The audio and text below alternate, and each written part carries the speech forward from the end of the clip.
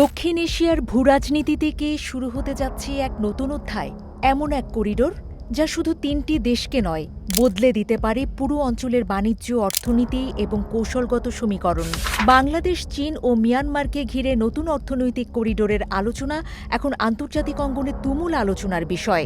প্রশ্ন উঠছে, এটি কি বাংলাদেশের জন্য বিশাল সম্ভাবনার দরজা খুলে দেবে, নাকি নতুন কূটনৈতিক চ্যালেঞ্জের সূচনা করবে?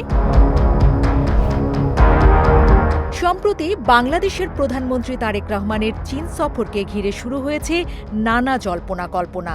সফরে বাণিজ্য, বিনিয়োগ, অবকাঠামো উন্নয়ন এবং শিল্পায়ন নিয়ে একাধিক সমঝোতা হলেও সবচেয়ে বেশি নজর কেড়েছে সম্ভাব্য চীন মিয়ানমার বাংলাদেশ অর্থনৈতিক করিডোরের বিষয়টি। যদিও আনুষ্ঠানিকভাবে পুরো পরিকল্পনা প্রকাশ করা হয়নি, তবুও আন্তর্জাতিক বিশ্লেষকদের মতে এই উদ্যোগ ভবিষ্যতে দক্ষিণ এশিয়ার অন্যতম গুরুত্বপূর্ণ অর্থনৈতিক সংযোগে পরিণত হতে পারে। ভাবুন তো, যদি বাংলাদেশের বন্দরগুলো সরাসরি চীনের দক্ষিণাঞ্চল এবং মিয়ানমারের সঙ্গে আধুনিক সড়ক ও রেল যোগাযোগে যুক্ত হয়ে যায়, তাহলে কি হতে পারে? চট্টগ্রাম বন্দর, মোংলা বন্দর, বে টার্মিনাল এবং মাতারবাড়ি গভীর সমুদ্র বন্দর তখন শুধু বাংলাদেশের সম্পদ থাকবে না, বরং আন্তর্জাতিক বাণিজ্যের অন্যতম ব্যস্ত প্রবেশদ্বারে পরিণত হতে পারে। এতে বাড়তে পারে বিনিয়োগ, শিল্পায়ন, কর্মসংস্থান এবং রপ্তানির নতুন সম্ভাবনা। এই করিডোরের ধারণা অবশ্য একেবারে নতুন নয়। বহু বছর আগে বাংলাদেশ, চীন, ভারত ও মিয়ানমারকে নিয়ে বিসিআইএম অর্থনৈতিক করিডোরের পরিকল্পনা সামনে এসেছিল, কিন্তু রাজনৈতিক মতপার্থক্য এবং কৌশলগত কারণে সেই উদ্যোগ আর বাস্তব রূপ পায়নি। এবার সেই ধারণাই নতুন রূপে ফিরে এসেছে, যেখানে ভারতের পরিবর্তে গুরুত্ব পাচ্ছে বাংলাদেশ, মিয়ানমার ও চীন। তবে এখানেই শেষ নয়। এই করিডোরকে ঘিরে ভারতের কৌশলগত মহলেও শুরু হয়েছে ব্যাপক আলোচনা। অনেক বিশ্লেষকের আশঙ্কা, এই প্রকল্প বাস্তবায়িত হলে বঙ্গোপসাগরে চীনের অর্থনৈতিক এবং কৌশলগত প্রভাব আরও বাড়বে। কেউ কেউ এটিকে ভারতকে ঘিরে চীনের দীর্ঘমেয়াদী পরিকল্পনার অংশ হিসেবেও দেখছেন। ফলে বিষয়টি শুধু অর্থনীতির নয়, নিরাপত্তা এবং আঞ্চলিক শক্তির ভারসাম্যের সঙ্গেও জড়িয়ে পড়েছে। অন্যদিকে অনেক বিশেষজ্ঞ বলছেন, বাস্তবতা কিছুটা ভিন্ন। কারণ চীন ইতিমধ্যেই মিয়ানমারের কিয়াউকফিউক বন্দর, তেল গ্যাস পাইপলাইন এবং চীন মিয়ানমার অর্থনৈতিক করিডোরের মাধ্যমে বঙ্গোপসাগরে প্রবেশাধিকার নিশ্চিত করেছে। তাই নতুন এই করিডোরের মূল উদ্দেশ্য হতে পারে আঞ্চলিক বাণিজ্যকে আরও দ্রুত, সহজ এবং কার্যকর করে তোলা। বাংলাদেশের জন্য এই প্রকল্পে যেমন বড় সুযোগ রয়েছে, তেমনি রয়েছে বড় চ্যালেঞ্জও।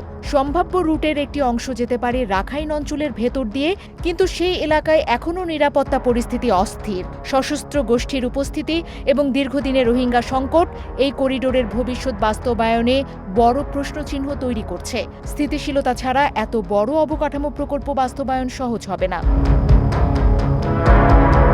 বিশ্লেষকদের মতে এখানে চীনের ভূমিকাও অত্যন্ত গুরুত্বপূর্ণ হতে পারে। মিয়ানমারের বিভিন্ন পক্ষের সঙ্গে বেইজিংয়ের দীর্ঘদিনের যোগাযোগ রয়েছে। তাই রাখাইনে স্থিতিশীলতা ফিরিয়ে আনা এবং ভবিষ্যতে রোহিঙ্গা প্রত্যাবাসনের অনুকূল পরিবেশ তৈরিতে চীন কার্যকর ভূমিকা রাখতে পারে বলেই ধারণা করা হচ্ছে।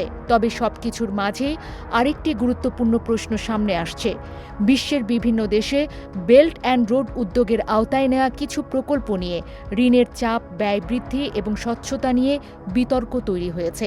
তাই বাংলাদেশের জন্য যে কোনো বড় প্রকল্প গ্রহণের আগে অর্থনৈতিক সম্ভাব্যতা, ঋণ পরিশোধের সক্ষমতা, পরিবেশগত প্রভাব এবং জাতীয় নিরাপত্তার বিষয়গুলো অত্যন্ত সতর্কতার সঙ্গে বিবেচনা করা জরুরি। সবচেয়ে গুরুত্বপূর্ণ বিষয়টি হল বাংলাদেশের কূটনৈতিক ভারসাম্য।